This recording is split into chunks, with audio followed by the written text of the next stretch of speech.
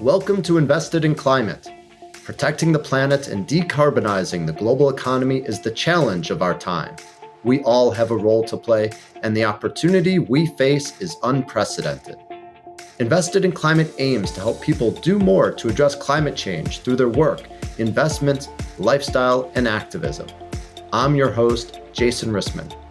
I support a growing community of top climate and ESG leaders as the Chief Experience Officer at Nationswell, and I'm an advisor to the climate practice at IDEO. I'm also an investor and startup advisor, and when it comes to climate action, I know I'll be a lifelong learner, always looking to have more impact. If you like what you hear, give us a good rating on Apple, Spotify, or wherever you found us. Sign up for updates and suggest ideas for future episodes at investedinclimate.com. Follow us on social, subscribe, and spread the word. Thanks for joining. PHP is not something that we grow up learning about, but that's going to change because as scientists learn more about PHP, they're finding that it's in effectively almost everything alive. So you have these microorganisms that naturally eat either methane or CO2 as their food source. They make or have the ability to make this molecule called PHP. What's fascinating about PHP is it's made throughout nature, but when you purify it, it is a material that can be melted and molded and turned into shapes. In other words, you have something that can be used as a proxy replacement for plastic because it can be melted and molded.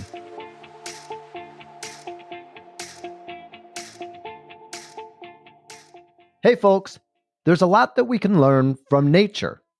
Processes that happen in nature keep resources in flow. Byproducts are used and contribute to the health of the ecosystem, and there is no waste. Fallen leaves enrich the soil, photosynthesis produces oxygen for animals to breathe, and microorganisms decompose methane and carbon dioxide and produce PHP. Oh, not so familiar with that last example? Well, it's an important one to know about if you care about removing greenhouse gases from the atmosphere or producing a sustainable replacement for plastics. Today, we're joined by an entrepreneur who for 20 years has been working to harness this natural process to combat climate change, Mark Harema, founder of Newlight. We talk about how Mark got into this space, how Newlight's technology works, its impact and business potential, insights to the broader carbon removal space, and much, much more. Lots to learn in this one. Enjoy.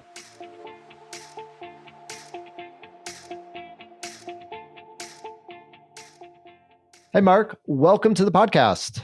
Hey, Jason. Good to be here. Where are you calling in from today?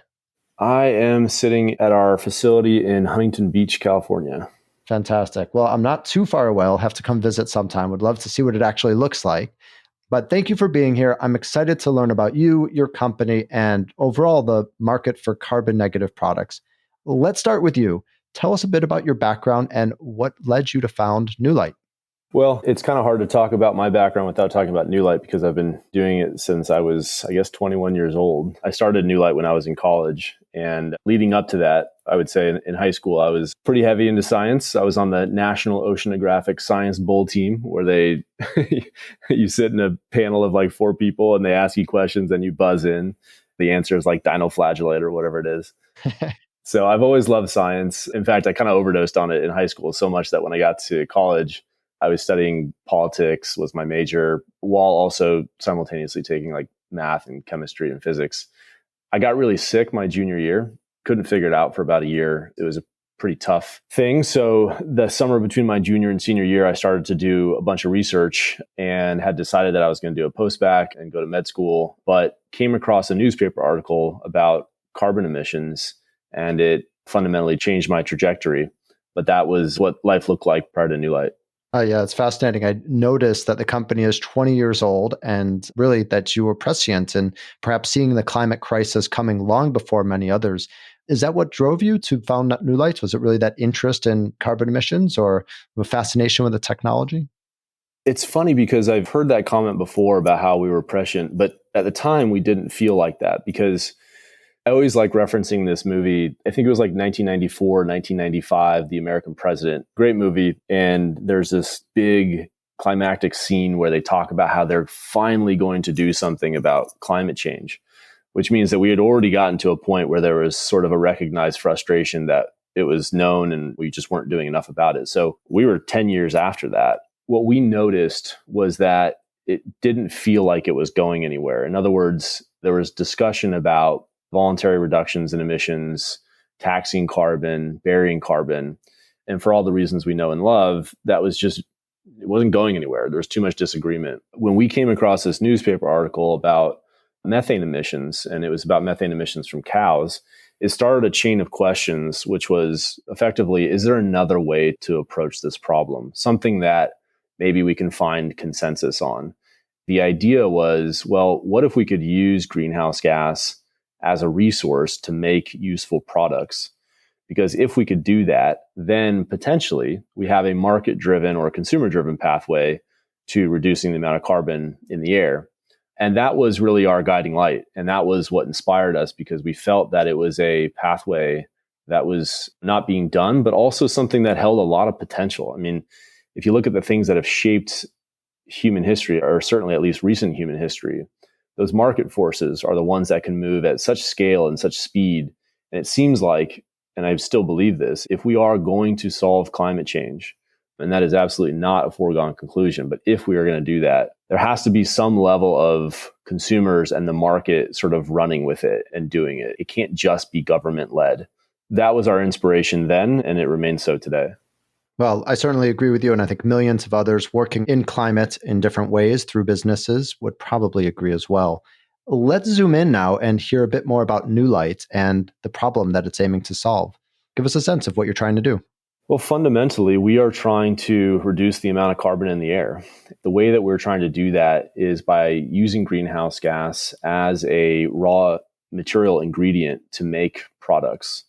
We are building out this thesis that if we can change supply chains such that they incorporate greenhouse gas into the physicality of what they are, then we can use those supply chains as a way to drive down the amount of carbon in the air. So as an example, let's say your t-shirt or your shoes or the furniture that you're sitting on was, instead of being made from forever fossil fuels, they were made from carbon that would otherwise be in the air. So now all the things, the activities that you have, those same activities are reversing the flow of carbon rather than contributing to it. What we set out to do was to figure out how to turn that broad idea into actual technology and then actual products. So the first part of Newlight's life was asking the question, what technologies enable this? And one of the early things that we found was that, well, actually nature is doing this sort of all day, every day. Nature is taking greenhouse gas. In fact, you could argue that greenhouse gas is the fundamental building block of nature, right? When trees, they're growing from greenhouse gas. When coral reefs grow, they're growing from greenhouse gas. Inspired by that, we said, okay, let's find microorganisms that can not only consume greenhouse gas, but can also turn it into useful materials and useful products. So it took us about 5 years initially to find our first target microorganism that could do that. Mark, let's get a little bit more specific. Take us inside the kitchen and help us understand how the process actually works. The technology that we developed starts with a microorganism that consumes greenhouse gas. We've now developed microorganisms that can consume methane and microorganisms that can consume carbon dioxide. We have a preference for methane because it's so much more impactful to the environment. So let's talk about that for a moment. Throughout nature, there are microorganisms called methanotrophs. In other words, they eat methane. So in estuaries or soils or ocean, you're going to find methanotrophs that are consuming methane as their food source. And those microorganisms are also making a material inside of their cells called PHB. Now, PHB is not something that we grow up learning about, but that's going to change because as scientists learn more about PHB, they're finding that it's in effectively almost everything alive. So you have these microorganisms that naturally eat either methane or CO2 as their food source. They make or have the ability to make this molecule called PHB. What's fascinating about PHB is it's made throughout nature, but when you purify it, it is a material that can be melted and molded and turned into shapes. In other words, you have something that can be used as a proxy replacement for plastic because it can be melted and molded. But it has two really important features that is different than plastic. One is because it's made everywhere that there's life, life understands it, life knows how to break it down. So if it ends up in your home compost, as an example, the microorganisms in the soil, they're making it themselves as a food source. And so they'll eat it and consume it.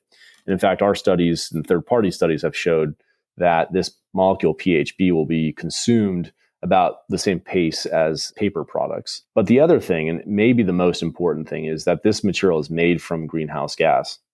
Now, when it's made in nature, you have a net carbon negative process. We worked very hard to deliver the same thing. In other words, a material that when we make it, it's a net carbon negative material. We grow these microorganisms. We basically replicate what's happening in the ocean. So we have a saltwater solution. We have these natural microorganisms. We feed them greenhouse gas. They eat it, turn it inside of their cells into PHB. Then we purify that, and then that comes out as a fine white powder. And then we melt that into pellets. And then once we have pellets, we can use that to make various shapes and parts and pieces. But unlike plastic, now it has these really important features that I mentioned. Okay, so this is really exciting. A process that captures greenhouse gases and creates something that can be a replacement for plastic. In the end, you're creating pellets, as you said, and it's a product that you've named air carbon. Give us a sense of what air carbon actually is. What does it look like? What does it feel like? And what are you able to do with it? So air carbon is our trade name for greenhouse gas-based PHB. When you make it as a powder, it's this sort of fine white powder that kind of sticks to everything. When you pelletize it, it just feels like normal pellets, nothing that would be overly remarkable. But you can melt it and mold it and shape it into parts and pieces. So we have developed over the years the ability to turn air carbon into a wide range of things. So either by itself or in conjunction with other polymers, we've done everything from straws that degrade as faster than paper, but they don't get soggy. So you have this really important middle ground of a highly useful material from a consumer perspective, but great from an environmental perspective. Cutlery, we've done coatings for paper products. One of the things that a lot of people don't yet realize is that when you have a quote unquote paper cup, it's about 5% plastic by weight. It's coated with plastic. That makes it almost impossible to either recycle or compost. But if you coat that with something like air carbon, now you have something that is actually truly fully home compostable in a way that traditional plastic cups are not. So we've done coatings. We've started to get much more into fibers. We've developed things in the furniture industry, in the electronics industry, fashion industry. What we're really trying to do is use air carbon to help decarbonize all these different places in the traditional plastics industry, but replace them with this new, very old from a nature perspective, but for society, a relatively new molecule. Very, very cool. Help us understand the business model. Is your revenue simply dependent on selling air carbon as a product, or are you able to monetize actually the capture of greenhouse gases as a service or through credits? When we set out to build Newlight, one of our kind of core principles was we didn't want to create something that would rely on pricing for carbon. It was never really a core part of our business model. Even today, our revenues come from the products that we make, whether it's selling the material or products that we make from the material. With that said, the industry has shifted quite a bit over the past 20 years, where carbon credit pricing has become much more, I'd say, stable. Well, maybe stable is not the best word, but at least the industry itself has very much come into its own in a way where it was very nascent early on. So we have started to explore that space and started to play there. And we are seeing some interesting monetization potential. But at the end of the day, we still believe that the core of the business needs to be something that is driven by the technology, the conversion process. We'll see how that plays out over time. There are certain situations where actually carbon pricing can be very important. Like if we're looking at sites where we're trying to remove emissions, and that pricing can be critical to enable that. So we'll see how that plays out. But certainly right now, the lion's share is our products. So how's it going? How are your products and partnerships, and what can you tell us about sales and overall growth?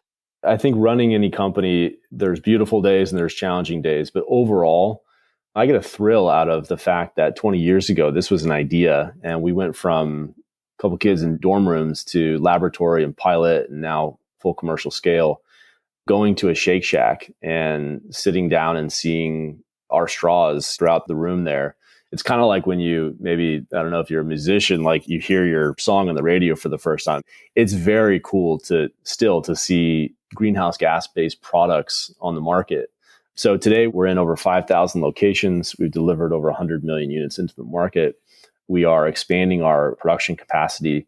We just completed a capital raise that will allow us to both expand at our commercial operation, but also grow at a new site in Ohio. And we're also looking at other sites in Canada and North Dakota and other places. So I think it's going great. It's really exciting in no small part because we believe so deeply in the thesis that's driving this, which is really consumer driven, market driven pathway to reduce the amount of carbon in the air. Mark, that's really impressive growth, and I'm aware there might be other opportunities you're facing as well. I saw that one of the other byproducts of air carbon is protein. Is that something that you can take advantage of? It seems like that's a useful material and perhaps opens up another opportunity for the business. We think so. So when you grow these microorganisms, you separate the rest of their body from the polymer. Someone asked me, so the material you make it's a microorganism. I said, well, I guess it's the polymer.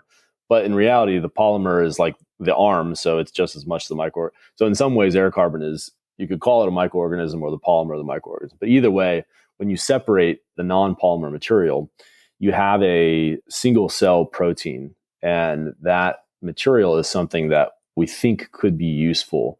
If you imagine a significant reduction in land requirements, in all the sort of health features, not to mention just overall economics for the platform that we have, one of our visions is to find a way to use that protein as a feed for things like chicken or fish or whatever the case may be. We think that there's some interesting potential there, and we're working on developing that. So I think that'll be one of the things about our platform that is going to be fascinating to grow and watch over the next few years. Mark, that's impressive growth. I'm really curious from an impact perspective. You set out with a mission to reduce carbon in the atmosphere. What's your vision? How much of an impact can Newlight have in removing greenhouse gases from the atmosphere? Well, we'll see. I mean, we have very big ambitions in terms of what we want our impact to be. But let's just kind of look at it holistically for a second. The plastics market is coming up on about 1 trillion pounds per year. The average carbon emissions from a pound of plastic is on the order of roughly 3 pounds weight per weight, right? So if it's a pound of plastic, you most likely emitted about 3 times that much in CO2e. But to make the math easy, let's just say it's, to do some tonnage equivalents, let's say it's 2.2. So if a 1 trillion pound industry is emitting about 2.2 trillion pounds of carbon, that's about 1 billion tons of CO2e. So it's a sizable contribution to the overall carbon footprint of humanity. If you could take that material and instead of having it be a net emitter, let's say you could reduce that where half of it now is reduced by virtue of capturing greenhouse gas, you've had a pretty big impact. If you start to look at using the plastics flow, this massive flow, if you could use that as a tool to capture carbon and then put it into recycling systems, but have that be a conveyor belt for how humanity is driving down carbon, that's the vision. So what level of impact we get to, obviously we don't know yet, but our ambition is quite large. We want to help decarbonize as many industries as we can. And I think now that we have commercial operations and we're adding to those operations, we're on a really interesting trajectory. And we want to help enable companies that want to decarbonize their products. And we're seeing traction. Mark, carbon negative products like air carbon are a relatively new thing, and it's still somewhat of a mystery what the different applications of captured carbon might be. It's also a mystery what kind of market and demand there is for these new products. And so I'd love to hear your thoughts on this emerging market and what signs do you see of its potential? Well, there's some interesting signs out there. If you look at the number of companies that have signed up for net zero targets, whether that's a pledge or an initiative or whatever it is, but there's a tracker out there that you can follow and you can see how many companies are signing up to these net zero targets, whether it's in 2030, 2040, or 2050. The number has been growing very, very sizably. I don't know exactly where the current data stands, but you're probably somewhere towards like half of all Fortune 500 companies have a pledge around net zero. So that's just an enormous amount of demand for decarbonization. That's a trend that has been continuing. When you see various other regulations around carbon accounting, these are all things that are pointing to a globe that is trying to find ways to reduce the amount of carbon that is involved with its activities. So as a tool to try to help enable that, to try to help advance that, we think that air carbon kind of fits very nicely in that drive. So I think that's how we look at the kind of core of our demand. When you look at the plastic side, it's quite similar. We have this enormous problem, and the pathways that we've been on just have not been working. Just in the same way that climate has not really advanced at the speed scale that we need, the same thing's true in plastics in terms of the pollution that we have.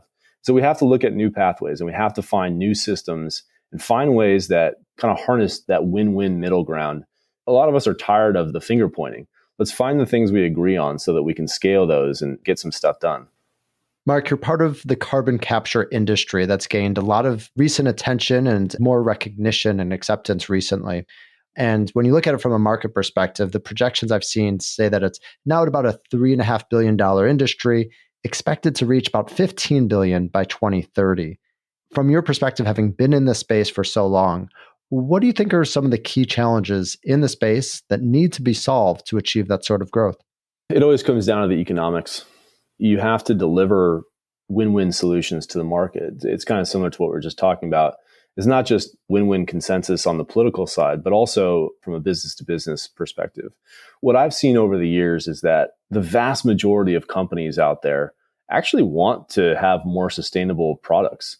I think sometimes the public doesn't fully give these companies credit for that, and there's almost an assumption that they'll do sort of whatever it takes to meet the bottom line. And that's not totally untrue. But what I have seen is that a lot of companies actually want to do far more good than you might otherwise imagine. But what holds them back is the availability of materials. So you have these interesting ideas, but they're at such a small scale that companies can't really run with them or they can't rely on them. Then you have sort of the economic side of things.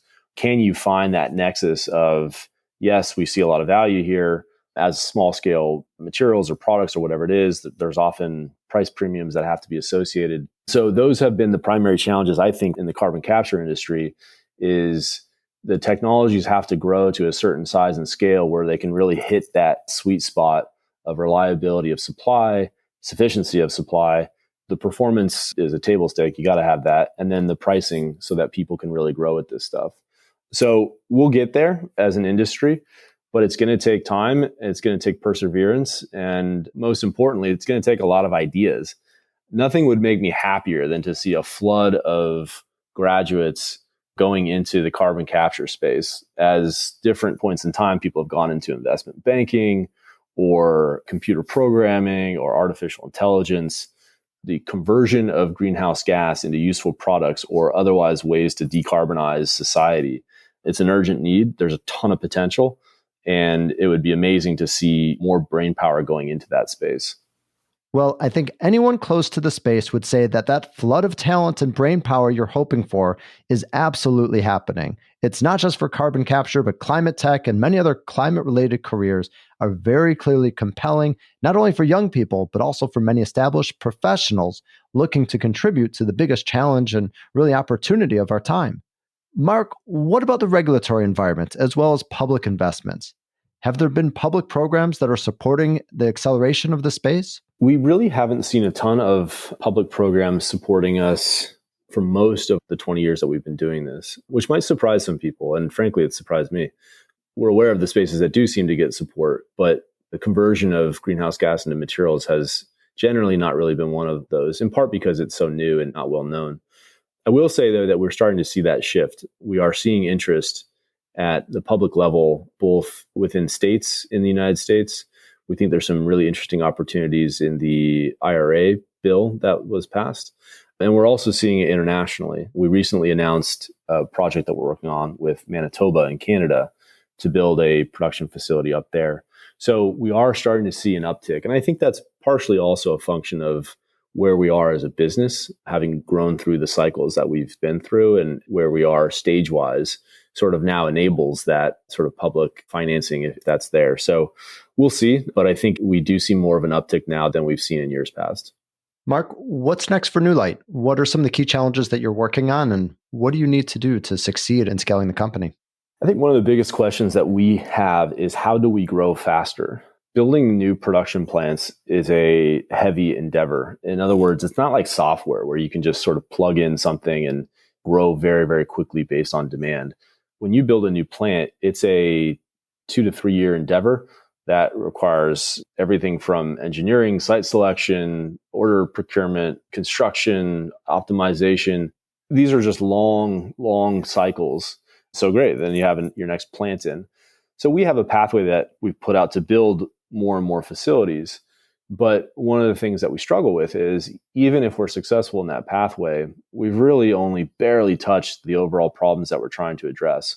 So one of the central questions that we have within the company is how do we grow faster than just our own sort of internal or organic growth? And ultimately, we think that's going to have to involve some level of partnership with others throughout the world. And we're still optimizing that to see what that looks like. But our vision would be to see plants dotting the landscape. Really, in some ways, what we've seen with solar and wind sort of as an analog there, where you get to a point where it just makes more sense to build an air carbon plant as opposed to a traditional plastics plant or other pathways of carbon capture, which are otherwise based on taxation or varying, where these are built more around material conversion. So that's the vision that we're working towards. We're still developing how we can accelerate that and enable that. But it's really a question of how do we grow faster to try to solve the challenges that we're looking at. Mark, you were speaking about your wish or hope that more interesting talent enters this space. You've been at it a while. I'm sure you're seeing peripheral opportunities. What else do you hope researchers and entrepreneurs explore in carbon capture and in carbon negative products? I should first say that I would love to see more people coming into the space. There are already a number of just incredible people. I mean, I feel so blessed with the team that we have here at Newlight. Just truly, truly incredible people that have dedicated their lives to the mission that we're on, and just the late nights and efforts that you see, the creativity, and it's just remarkable. And that's just our journey. So I'm assuming it's something that's happening throughout the industry. But I would love to see more and more people just drawn to the space because it has so much opportunity. And in terms of what those opportunities are, I mean, sky's the limit. I mean, that's really true. We are at the very beginning of solving this problem. I mean, I know we've been talking about it for a long time, but in terms of the actual impact, we have most of our journey is ahead of us, and we need to do it quickly. That represents both an incredible challenge, but also a major opportunity. What it means is that new technologies can be developed, new pathways, new efficiencies, new business models. There's not necessarily one specific technology or space that I think about putting my finger on, but what I do know is I've just seen so much open space in the decarbonization world. And once you start poking around and looking at it, you'll quickly find that. So I would encourage anybody who's kind of thinking about where they want to go next career-wise to consider this opportunity, this challenge, because it is one of humanity's most important challenges today. And I think it's something that we can't ignore. And there's a certain satisfaction, I think, that comes with being a part of trying. Like I said earlier, I am both optimistic and pessimistic. If you look at the data, you should be pessimistic. But if you look at the things that are popping up, some of the companies, some of the technologies, I think there is reason to hope. Now, what we have to do is drive that. We've got to work really hard and bring everything we've got to the problem so that we can start to tilt the scale from pessimistic to optimistic. Well, Mark, thank you. Thank you for the work that you're doing now, how you're contributing to this effort, and thanks for your time today. Best of luck with everything. Great to be here. Thanks for having me. Thanks for joining us for this episode of Invested in Climate. Please remember to rate us on Apple, Spotify, or Google. Find show notes, sign up for updates, get in touch, and visualize your climate action at investedinclimate.com. This podcast is for informational and entertainment purposes only and does not constitute financial, accounting, or legal advice. Thanks again.